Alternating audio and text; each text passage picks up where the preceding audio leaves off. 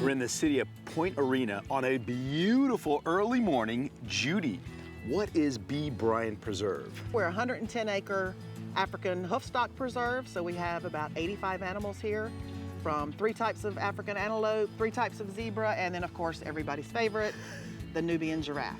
Now, I gotta tell you, when we found out there were giraffes roaming here in California, we all kind of went, what? Do you get that same reaction? We do. Giraffe on the coast of California? Yes. Now, how did this come about?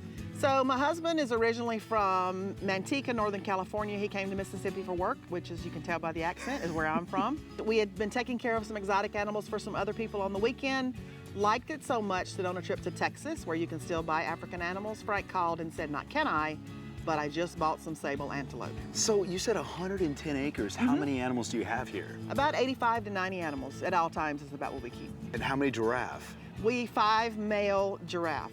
Oh, so my goodness. 5 teenage boys right now. Wow, and how tall are they? They range from about 15 feet to 19 feet, and they're all 7 and 8 years old.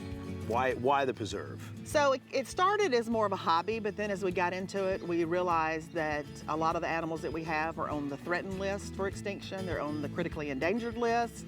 And like, for example, the giraffe we have, there's only 2,700 of those guys left in the wild. What are we gonna do now? So we're gonna hop in one of our vintage Land Rovers that is about a 1967 Land Rover, and we're gonna go drive out. We're gonna stop at our different enclosures, get out and get as close and safely as we can to some of the other animals, and then we always end the tour with everybody's favorite, which is where you get to feed the giraffe, and you're gonna get a giraffe kiss.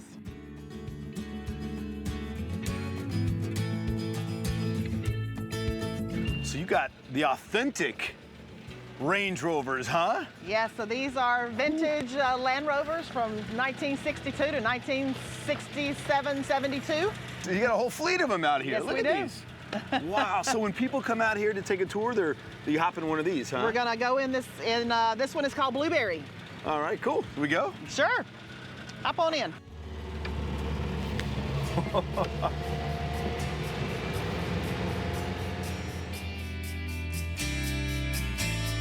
So this is Elvis. Elvis is our one and only plain common zebra. This is the type of zebra you see running in the Great Migration. There's about 600, 700,000 of these guys. Because numbers are doing pretty well in Africa, we only have him just for show. Wow, and what treats are you feeding him there? This is a leaf eater primate biscuit, but Elvis likes it as well. So mainly little monkey business with Elvis.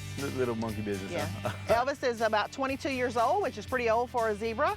And we've had him for about 11 years here. And he is the smallest species of zebra, kind of like a little Shetland pony size, and really the only true black and white zebra. The other ones we're gonna see a little bit browner color. Wow, I mean, those stripes are so beautiful on him. Oh my goodness. Yeah. Stripes serve a great purpose for zebras for identification. It's to help them camouflage when a lion's chasing them. They all group together. It looks like a blobbo zebra. It's also for thermal regulation. The black and the white heap together, so you're welcome to throw Elvis some treats, but avoid that mouth because they have a nasty bite. Now, who's hanging out with Elvis out here? So Elvis is hanging with some male roan antelope. These are 2 bulls that are actually waiting to start part of our breeding program. So you've got one over here, one over here. And Elvis, when we got him, the idea was to put him with the other 2 species of zebra so you could see them side by side, how different they are. Elvis doesn't like any other kind of zebra, so he's been demoted to hang out with the roan antelope bulls. Now, do you ride zebra? I mean, can you ride a zebra? Or? So, not really. Zebras have never really been domesticated or bred for that trait to be able to be tamed. And their backs aren't really made to hold any kind of weight, so you can't really use them as a pack animal or riding or anything else. Because they have a natural predator, they're always on alert, so they can be quite skittish. See, what do we have over here? So over here, if you want to walk over here, we have sable antelope. The sable are known for their dark coat. Wow. Now, do they feed off do you have to put hay in here, or what? Yeah, what so do they all eat? of our animals get a specialized pelleted grain, and then they also graze on grass. Okay. Yeah. Judy, does this area, simulate conditions where they would be found in Africa? So yeah, these guys are savanna animals, so they're on savanna, which is open grassland. People do always ask about our weather because it's Northern California, a little bit different. But we're really only about 4 to 5 degrees cooler in the wintertime than Cape Town, South Africa, Nairobi, Kenya.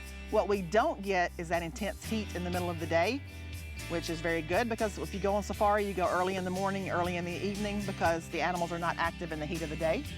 Gotcha. So I think they actually like this kind of weather. This is the largest species of zebra. This is called the Giraffe zebra.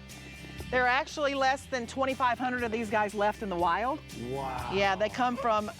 Boy, they're getting a little... They like their treats. Yeah, I want that treat. There's two, you guys missed them. They're right down there.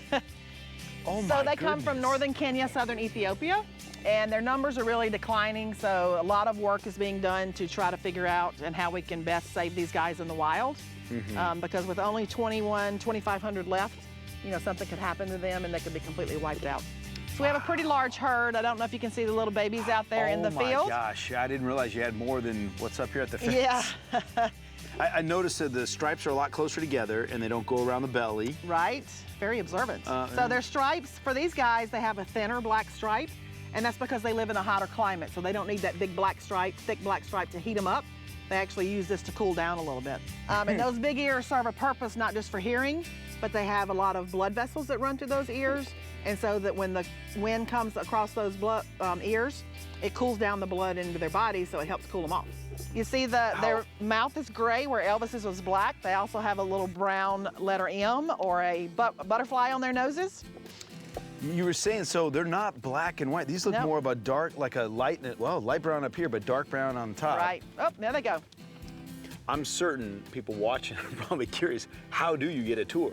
So we do tours daily at 9:30 a.m. and 4 o'clock p.m. by reservation. Okay. Every day of the week. So these are the roan antelope, and they get their name from their reddish coat, kind of like a horse. Wow. There's only about 75,000 of these guys left in Africa. They range in Western and Central Africa. We've got 3 cute little babies out there, Doris, Erica, and Renee. This is not a tight-knit herd. We saw the sable, they were all really close together. These girls really don't like each other. So if a predator comes in here in Africa and tries to take one of these out, they're not gonna protect the herd. It's like every man for himself in here. They've been documented to kill African lions before when a lion has come charging at them, as we're standing here with no enclosure. I was literally just saying that we're standing out here. Okay. Yeah, so when they feel threatened and feel like they can't run away, they will actually drop to their knees, turn their head sideways, and eviscerate that predator through the belly. They'll have about a 40-pound calf, and the mom will go away from the herd. She'll deliver her calf, and she cleans it up so it has no odor, and then she hides it in some brushy area. So if a predator can't see or smell it, it doesn't know it's there. And she keeps this baby hidden for about 6 weeks. She goes and she'll tell it to move around to different areas. She nurses it and cleans it up. But after that 6-week period, it's then baby's responsibility to go find mom. She's like, it's been 6 weeks of me babysitting you. I'm done. I'm noticing like most of them are just cop a squat here. That's right. Down. Is that typical? I mean, that is typical. They're really active very early in the morning and early in the evening. The little ones will start running around about sunset because they're still think of themselves as wild animals. They don't really know where their next meal comes from, so they conserve energy and calories and stuff. These guys are also ruminants, meaning they have the 4-chambered stomach, so they'll eat, chew their cud, ruminate for a while, and just kind of chill out. So these are the Hartman's mountain zebra. smaller. They're smaller, bigger than Elvis, so this is kind of the medium-sized zebra. These are all females. They come from the mountains of Namibia in Western Africa, and there's only about 10,000 of these left. So the dark stripes are really prominent down by their hooves. Yes, they are. And they have wider stripes on their rump. They live in a cooler climate, and they actually orient themselves to the sun to help heat them up. You can see their cool stitching pattern on their rump. That's unique only to the zebra. I noticed this area looks a lot different than the other. Yeah, so this is a little holding facility for these guys, but it's perfect because it does offer that little mountainous area like they like, and they do run up and down those hills. And they have some on this side as well, huh? Yeah, so we have 2 males over here. We've got a Giraffe zebra and a Hartman's mountain zebra. Look at their noses right now and see how different their noses are. Oh yeah, absolutely. The Giraffe zebra's got the gray nose with the brown letter M. The mountain zebra's got that pretty black nose with brown that goes up into the stripes on his face. Thicker stripe, black stripes. Thicker stripes, the thin stripes because he lives in a hot climate.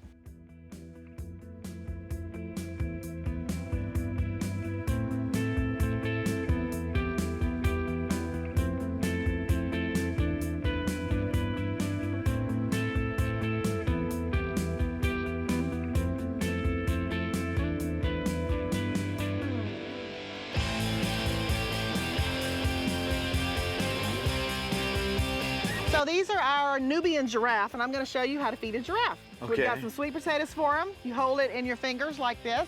Uh-huh. Do they have teeth? They have teeth on the bottom and in the very back. So Jagger is about 19 feet tall. He's our tallest. And Mozzie's our oldest, but he's the shortest. So would you like to feed him a carrot? Yes. Oh my God. So I need to hold it Until he takes it. Until he takes it. There you go. Ooh, yes. I got Okay, but now the big thing. Oh no. Put that in your mouth. No, put it in my mouth. And he'll take it out of your mouth. Okay, come on, Jagger, come back. I don't know. How do I put it close to my? Oh. This is how it's done. You know what, Judy? I might have to. I'll find you a long piece. There you go. I might have to. Oh, wow. you're gonna pass on that. I don't know. So tell me, why are giraffes endangered? So they're going through what's called a silent extinction. It's like we haven't really studied giraffe for very long, and all of a sudden, the Giraffe Conservation Foundation has done a lot of research in Africa. And now we've come to determine there are less than 90,000 total giraffe left. Oh, wow. To put that in perspective, there's several 100,000 African elephants, but we all know how bad the elephant's doing. But it's, again, we called it the silent extinction because we didn't really know what was going on.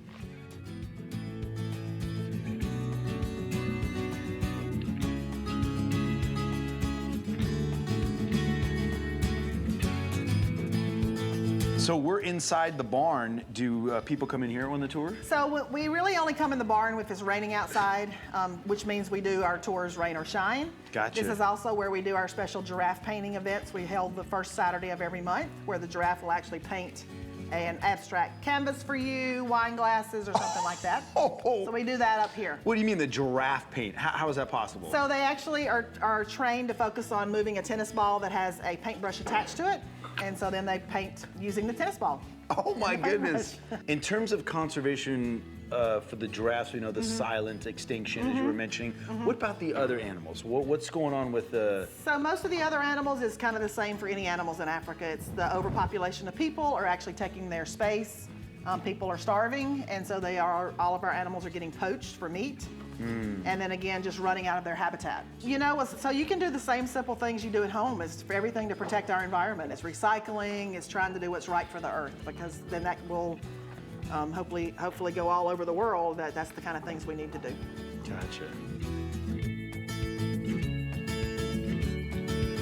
Well, I know you have a tour coming, so we better get off to it, but thank you so much for taking us on the Bryan Preserve. That's right. Oh my goodness, wow. Yes. Thank you for coming. Thank you. I just make me feel much shorter than I already am. Wow.